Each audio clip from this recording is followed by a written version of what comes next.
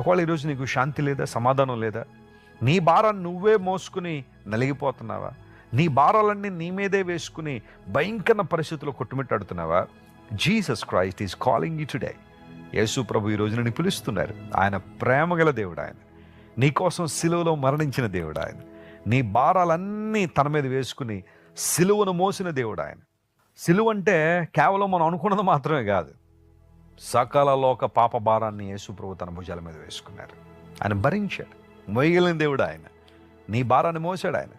నువ్వు ఉన్న చోటున యేసు ప్రభు నీ హృదయంలోకి ఆహ్వానించి, అయ్యా నీ రక్షణ నాకు కావాలి, నీ కృపలో నేను వర్ధిల్లాలని కోరుతున్నానని ఆయన మీద నువ్వు అనుకోగలిగితే నీ భారం అంతా భరించే దేవుడు ఆయన.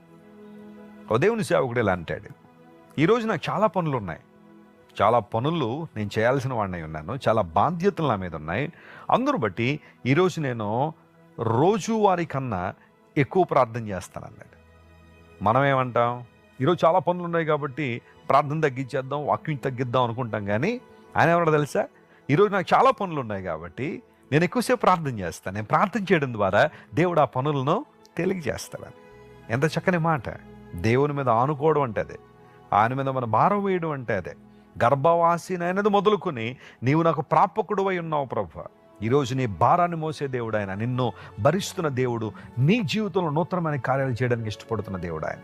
ఆయన వైపు చూస్తావా? నిత్యము ఆయన స్తుతించడానికి మనకున్న కారణం ఇదే, ఆయన మన ప్రాపకుడై ఉన్నాడు, అనగా మన భారాన్ని మోసేవాడు.